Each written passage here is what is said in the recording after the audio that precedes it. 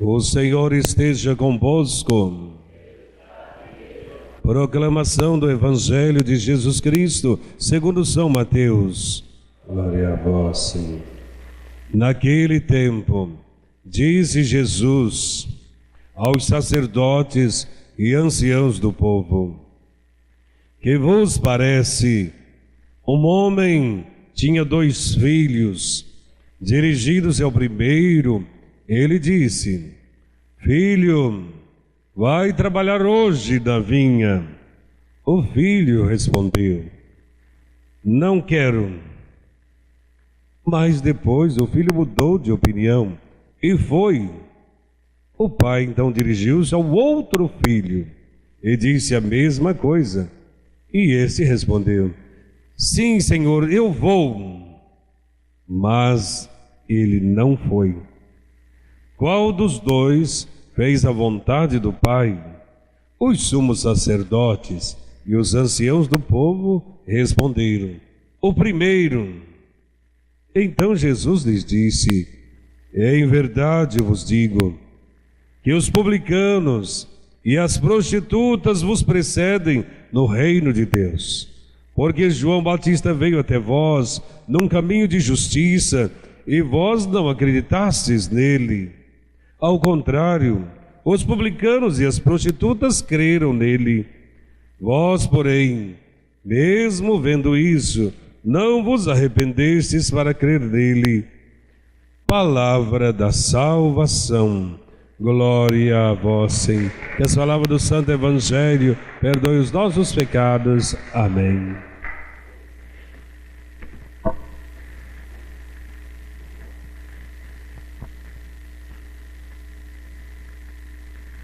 Nesse último domingo do mês de setembro, celebramos o dia da Bíblia. O dia da Bíblia é dia 30, que é dia de São Jerônimo. Nós antecipamos para hoje, para dizer como a Bíblia é importante para a nossa vida. A Bíblia é igual o coco. Por fora tem uma casca dura, mas por dentro tem uma água saborosíssima. É uma água que mata a sede. Quem lê a palavra se sente saciado no sentido da vida e de amar a vida. A palavra de Deus, ela é transformadora. Ela transforma a nossa vida. Ela é inspiradora, porque faz a gente se inspirar em viver conforme Deus ensina. A Bíblia não é remédio para fazer a pessoa dormir, não é nenhum calmante. Às vezes a gente vê a pessoa falando assim: padre, eu começo a ler, dá um sono danado. Ai, não é remédio para dormir, não é nem calmante. A palavra é para transformar a nossa vida. Por isso a Bíblia, a palavra é proclamada para nós hoje e nos ensina coisas fundamentais. E a primeira leitura é tirada de um profeta chamado Ezequiel. E lá o profeta, é Deus que fala através do profeta. E Deus fala assim: será que é a minha conduta que não é correta? Ou é a conduta de vocês que não é correta? Então Deus vai falar que a sua conduta é justa, é correta. E que quem tem que mudar não é Deus, é nós que devemos mudar. Nesta leitura, quero afirmar que nós somos responsáveis pelas escolhas que fazemos. E nós não podemos acusar a Deus dizendo que Deus é injusto. Deus sempre é justo. E injusto somos nós.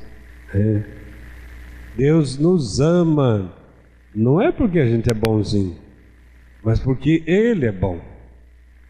E porque Ele nos ama, pede a nossa conversão.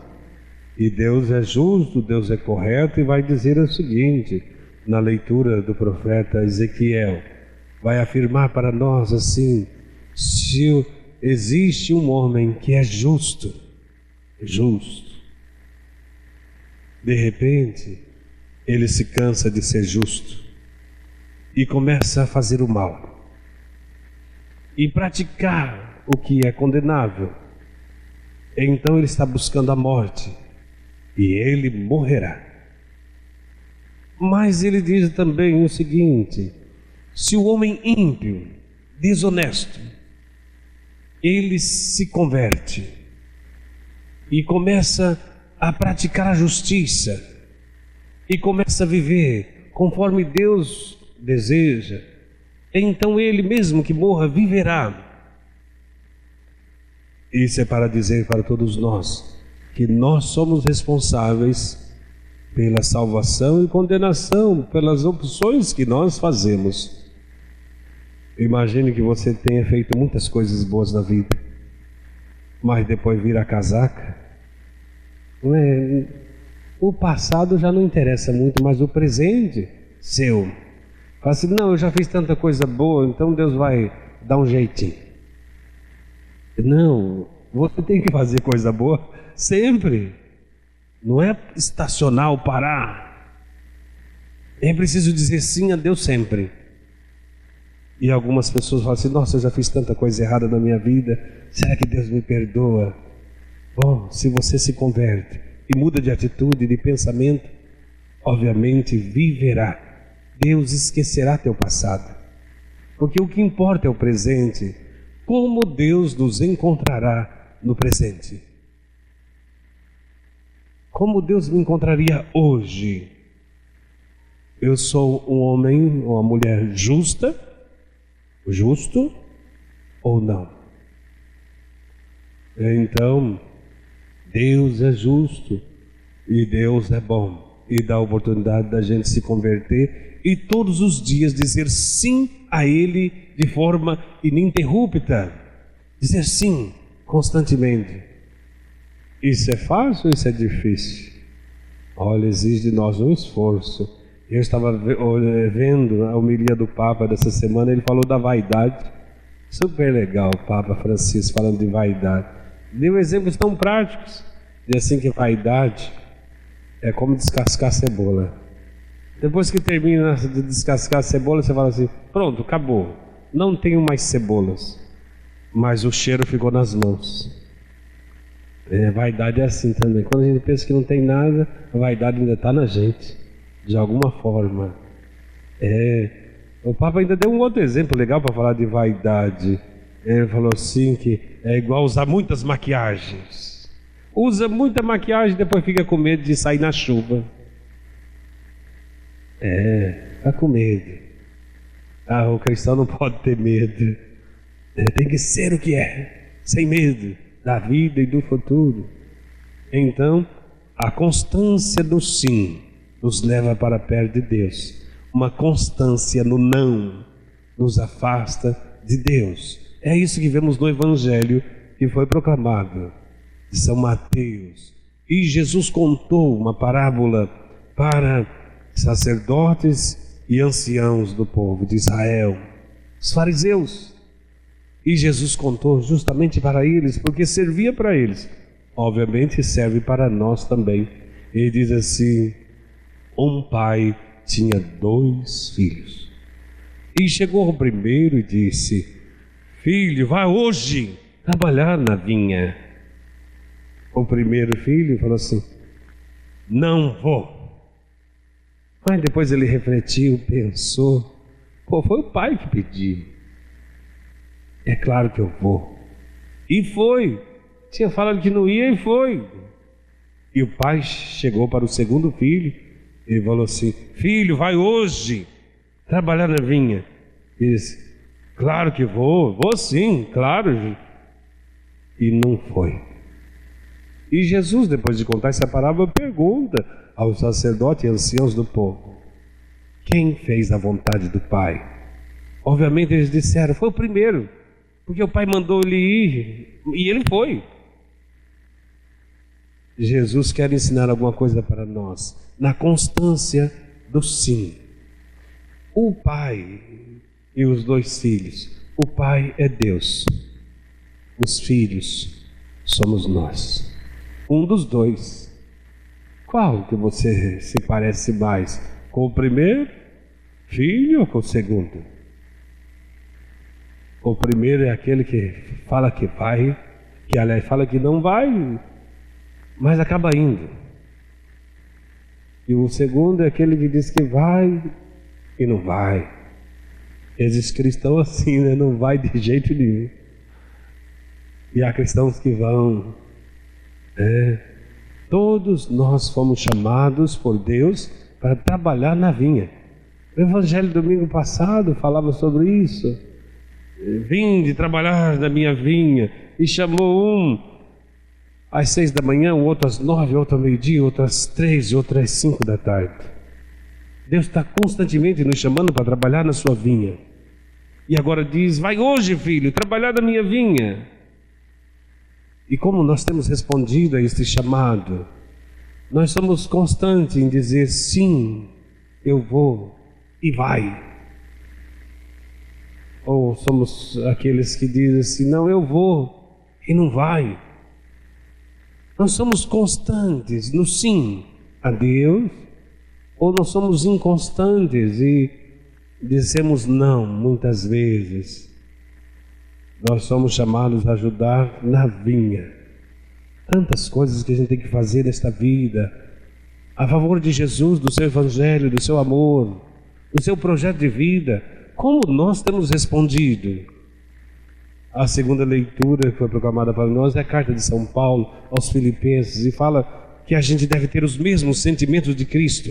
Então, para a gente dizer sim a Deus constantemente, devemos ter os mesmos sentimentos. Então tenha amor na tua vida, tenha ternura, seja alguém com espírito de comunhão, buscando sempre a unidade entre os outros, e nunca haja por competição, por buscar a glória por si mesmo.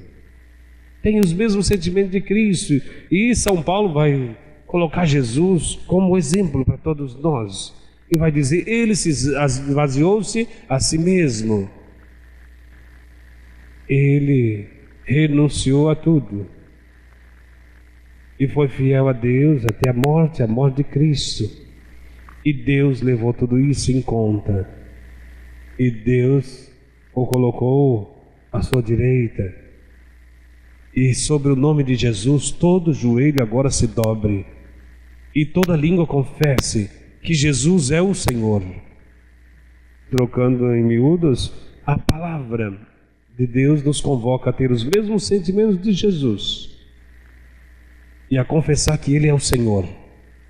Quando confessamos que Ele é o Senhor, fica mais fácil a gente dizer sim quando nos chama. Quando alguém te chamar para ajudar em alguma coisa da comunidade, diga sim. Quando você puder fazer algo por seu semelhante, diga sim. Quando você é chamado para colaborar com a sua família, dentro do seu lar, diga sim. Se pareça com Cristo, se pareça com o que Deus nos pede. Mas voltando ainda no Evangelho, nós estamos dizendo sim ou não. Ou a palavra de Deus nos convida que seu sim seja sim, seu não seja não. Mas não pode ficar sim e não, sim e não. Sejamos constantes. Hoje, celebrando o dia da Bíblia, vale a pena sim falar um pouco mais sobre ela, sobre a palavra de Deus. Conta uma história assim que um homem, ele foi para a beira de um lago, e perto do lago tinha um homem que fazia trabalhos manuais, e ele estava fazendo ali com bambus um cesto. As pessoas chamam de balaio, outros chamam de jacá, mas era um cesto de bambu.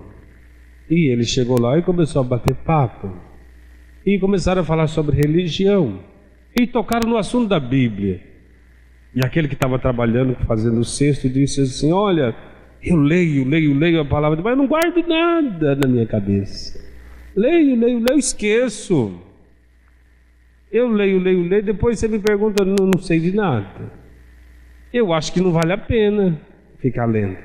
E o amigo falou assim: claro que vale a pena. Vamos fazer uma experiência. Pega seu jacá. E ele pegou. Vai até o rio e tenta encher de água.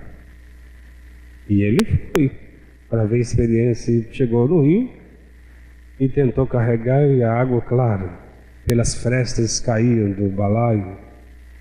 E ele falou: faz mais uma vez. E foi lá. Tenta mais outra vez. E ele falou: não consigo segurar água em meu jacá. E aí ele falou assim: agora você dá uma olhada no teu jacá.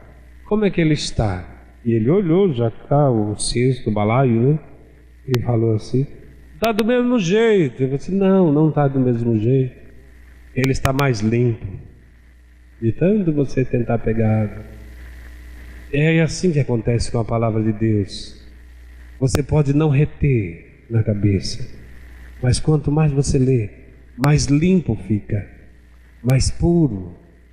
Assim são as pessoas que amam a palavra de Deus. Vai sempre ter o desejo de se tornar mais limpo, mais perfeito, mais santo.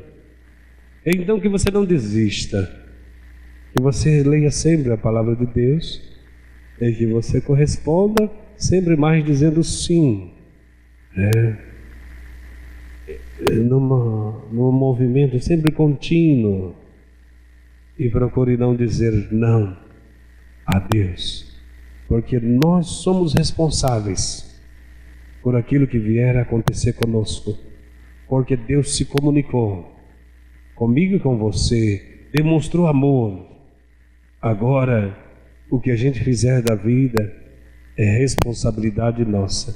Louvado seja nosso Senhor Jesus Cristo, para sempre seja louvado. Creio em Deus Pai Todo-Poderoso, Criador do céu e da terra, e em Jesus Cristo, seu único Filho, nosso Senhor, que foi concebido pelo poder do Espírito Santo, nasceu da Virgem Maria, padeceu sob Pôncio Pilatos, foi crucificado, morto e sepultado, desceu à mansão dos mortos, ressuscitou ao terceiro dia, subiu aos céus, está sentado à direita de Deus Pai Todo-Poderoso, donde há de vir julgar os vivos e os mortos. Creio no Espírito Santo, na Santa Igreja Católica, na comunhão dos santos, na remissão dos pecados, na ressurreição da carne, na vida eterna.